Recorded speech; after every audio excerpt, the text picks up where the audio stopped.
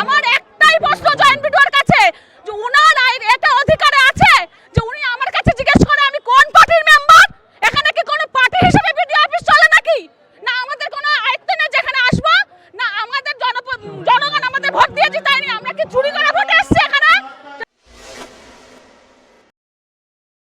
আমরা জানতে পারছি আপনার সাথে খুব দুর্ব্যবহার হয়েছে, এমনকি শ্লীলতাহানিরও কোনো রকম কি অভিযোগ দেখা গেছে? হ্যাঁ, আমি গত 11 তারিখে ভিডিও অফিসে এসেছিলাম আমারই বুথের একজনকে নিয়ে, যার উনি মানে এনারা ভিডিও অফিসের স্টাফরা আর জয়েন্ট ভিডিও সবাই মিলে ওনার ডকুমেন্ট সব কেড়ে নিয়ে রেখে দিয়েছে। এমনকি তাদের ওনাকে ভয় দেখিয়ে বলেছে যে আপনি যদি স্বীকারোক্তি না করেন তাহলে আপনার স্বামীকে আর আপনাকে জেলে ভরবো, এখনই আমরা থানায় খবর দেবো, আপনাদের নামে কেস হবে।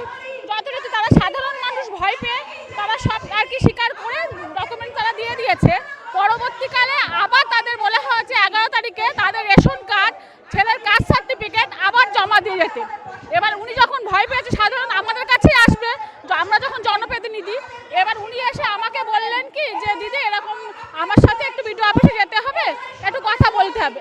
আমি যথারীতি আসলাম, জয়েন্ট ভিডিও স্যার ব্যস্ত ছিলেন বলে আমি জয়েন্ট ভিডিওর ঘরে ঢুকে জয়েন্ট ভিডিওর সাথে তাকে যথাযথ সম্মান দিয়েই ঢুকেছি। ঢুকে তার সাথে কথা বলতে যখন ঢুকি উনি আমাকে বলছে কি কি বিষয়ে এসছেন। তাই বললাম স্যার এনাকে 5 তারিখ আপনারা ডেকে এনাকে হেনস্থা করেছেন, যে এনাকে বলেছেন যে যদি তুমি স্বীকার না করো তাহলে তোমার বা তোমার স্বামীর জেল হেফাজত হবে, আমরা থানায় খবর দেবো, ওখান থেকে এসে আপনাদের জেলে ধরে নিয়ে যাবে। এমনটা শোনা গেছে নাকি আপনাকে জিজ্ঞেস করা হয়েছে তৃণমূল না? হ্যাঁ বলছি, সেটা বলছি। এবার যখন বলার পরে বলছে হ্যাঁ আমরা করেছি তো, উনি বললেন করেছি তো। তাই বললাম স্যার এটা তো আপনাদের আয়ত্তের মধ্যে পড়ে না, এটা তো আপনাদের আয়ত্তে পড়েই না, যে আপনারা সেটা তার জন্য নির্বাচন কমিশন আছে, সবাই আছে। তা বলার পরে বলছে হ্যাঁ আমরা করেছি। তখন ওই ওনাকে জিজ্ঞেস করলাম আমি, উনি বললে হ্যাঁ আমাদের ভয় দেখিয়েছে। তারপরে যখন আমি ওনাকে বলে যখন উঠছি উনি তখন আমাকে বলছে কি যে আপনি কি ওনার লয়ার নাকি, যে ওনাকে নিয়ে এসছেন আপনি একটা ফরেনার নিয়ে এসছেন। তা আমি একটা জনপ্রতিনিধি হয়ে এসেছি, উনি আমাকে বলছে আপনি নাকি লয়ার ওনার। পরবর্তীকালে আমাকে বলছে শুনুন শুনুন ঠিক এরকম করে আমি তার আগে কিন্তু ওনাকে পরিচয় দিয়েছি যে আমি পঞ্চায়েত সমিতির মেম্বার। আমি ওনাকে প্রথমে এসে বলিনি কোন পার্টি, কারণ এখানে পার্টি হিসেবে আসি না আমরা। এবার উনি আমাকে বলছে দাঁড়ান দাঁড়ান আপনি কোন পার্টির মেম্বার। তখন আমি আমার গর্বের সহিত বলেছি আমি বিজেপি পার্টির মেম্বার। কেন কি হয়েছে? বলছে এখানে বসুন, এক্ষুনি আমি মিডিয়া ডাকবো, এখানে খবর হবে আপনি বাংলাদেশে নিয়ে এসছেন এখানে। আমি তখন বলেছি ঠিক আছে আপনার মিডিয়া ডাকুন, আমি এখানে বসছি।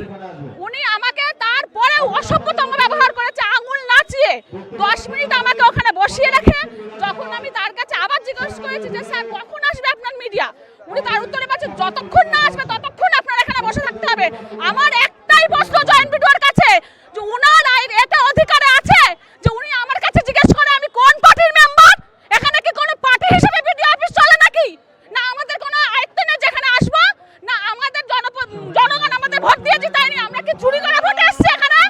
তার জন্য উনি আমাদের কাছে জিজ্ঞেস করেছে। এখানে মাপ চায়, এই পম্পতির কাছে উনি যদি মাপ চায় আসে ক্ষমা না চায়, এর থেকে বৃহত্তর আন্দোলনে আমাদের যারা আমাদের মাথার পর যারা নেতৃত্ব দিচ্ছেন, চন্দ্রকান্ত দা আছেন, বিশ্বজিৎ ঘোষ মহাশয় আছেন, এর থেকে বৃহত্তর আন্দোলন কিন্তু আমার এই মহিলারা সহ ওনারা নামবো। এই জয়েন্ট ভিডিওর শেষে কিন্তু আমরা দেখেই নেব। ওনার কি এটা আয়ত্ত আছে? আপনাদের মাধ্যমে জিজ্ঞেস করি, উনি আমার ভিডিও করে রাখবে বলছে, মিডিয়া ডাকবে ভিডিও করবে, সেই অধিকার ওনারা কে দিয়েছে সেই প্রশ্নটা ওনার কাছে জানতে চাই। আর উনি সব উত্তরের কৈফিয়ত ওনার কাছে চাবো আমি। সবাই মিলে আছে, সবাই কৈফিয়ত দিতে হবে যে কেন আমার সাথে এই ব্যবহারটা করেছে। ক্ষমা চেতেই হবে, না ওনাকে থাকতে দেবো না এখানে। ওনার ক্ষমা চেতে, ওনার এত সাহস হয় কি করে একটা মহিলাকে হেনস্থা করার? ওর এত সাহস হয় কোত্থেকে? ওর এখানে ক্ষমা চেতেই হবে, আর আজকেই যেতে হবে, আজকে ক্ষমা চাবি। আপনার নাম? রম্ভা মণ্ডল ঘোষ। ধন্যবাদ।